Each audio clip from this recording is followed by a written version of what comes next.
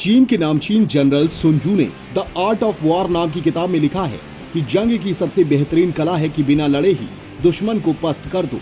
चीनी सेना इस वक्त अपने जनरल की बातों जैसी ही हरकत कर रही है। भारतीय सेना ने मंगलवार दोपहर को LAC पर अपने 3 सैनिकों के शहीद होने का बयान जारी किया। रात होते होते 20 भारतीय सैनिकों के शहीद होने की खबर आ गई।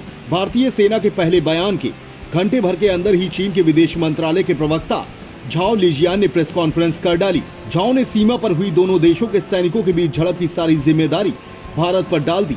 यही नहीं, इसे भारत की भड़काऊ हरकत भी करार दे दिया और धमकी भी दी।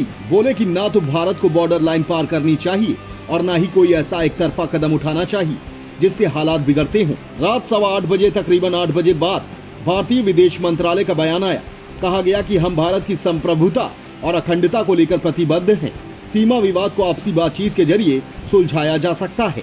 भारत चीन सीमा पर इस साल पहली बार 5 मई को लद्दाख स्थित पैंगोंग झील के पास दोनों देशों की सेनाओं के बीच विवाद की खबरें आई थी। उसके बाद 9 मई को सिक्किम में भी दोनों देशों की सेनाओं के बीच झड़पें हुई। फिर 6 जून को सैन्य कमांडर स्तर की बातचीत शुरू हुई।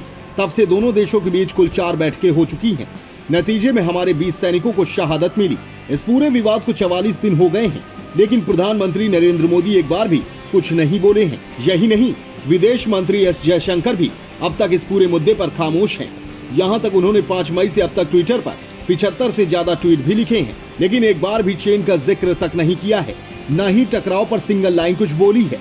विदेश मामलों के जानकार हर्ष वी पंत कहते हैं कि यह पहली बार नहीं है जब हमारे विदेश मंत्री कुछ न बोले हों।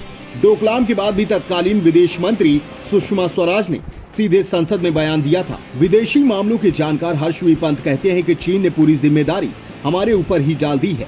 जिस तरह से चीन का रिएक्शन है, उससे नहीं लगता है कि चीन डी-एस्केलेशन चाह रहा है। इससे दोनों देशों के बीच टेम्परेचर बढ़ रहा है।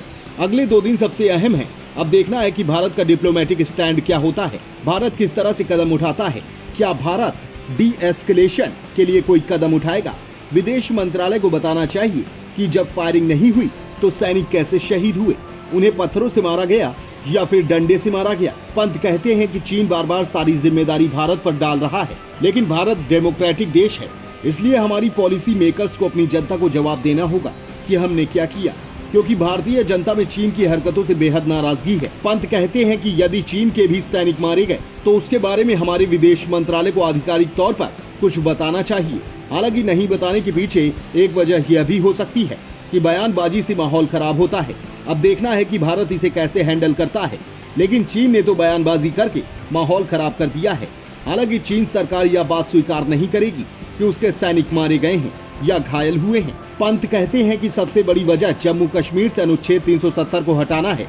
इससे चीन पूरी तरह से तिलमिलाया हुआ है, इसीलिए वह इस मुद्दे को UN सिक्योरिटी काउंसिल में भी ले गया था। चीन को लगता है कि यदि भारत का कंट्रोल कश्मीर और लद्दाख में बढ़ेगा तो उसके कंस्ट्रक्शन प्रोजेक्ट में दिक्कतें आएंगी, खासकर पाकिस्तान के साथ बन रहे स्पेशल इकोनॉमिक कॉरिडोर पर जो POK से होकर गुजरा है। इसीलिए चीन कश्मीर और लद्दाख में भारत के इंफ्रास्ट्रक्चर बिल्डिंग पर आपत्ति जता रहा है।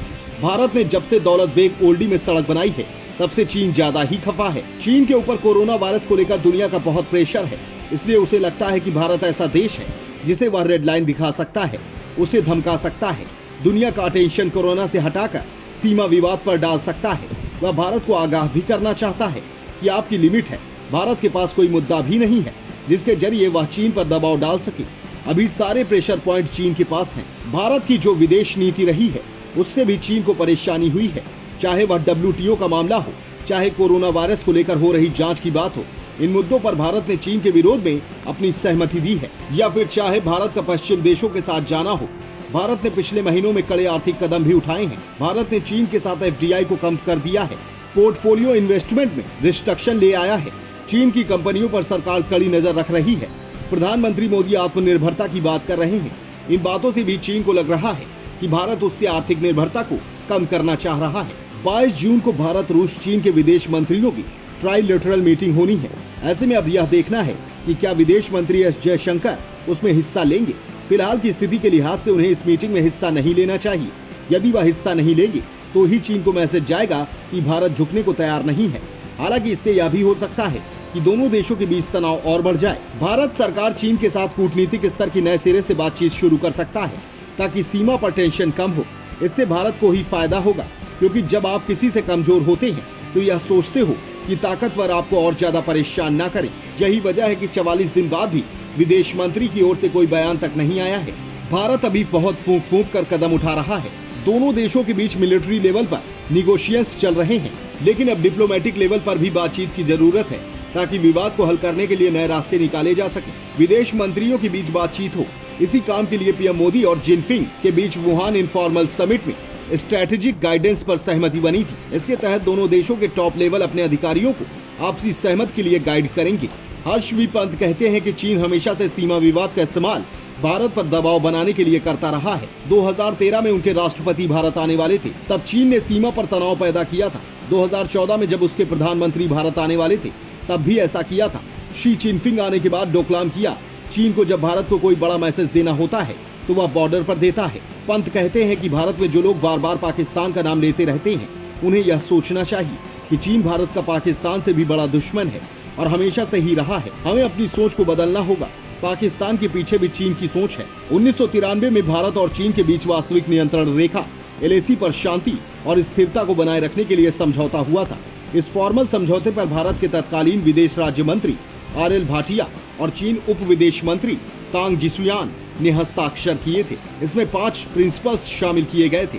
पंत कहते हैं कि चीन को भारत के साथ किसी एग्रीमेंट की परवाह नहीं है, नहीं तो वह सिक्किम एग्रीमेंट को भी मानता, जिसे उसने बाद में तोड़ दिया। उसे समझौते का कोई फर्क नहीं पड़ता। 1993 के शांति समझौते बस फंडामेंटल राइट्स बनकर रह गए हैं। Special report, fantabulous news.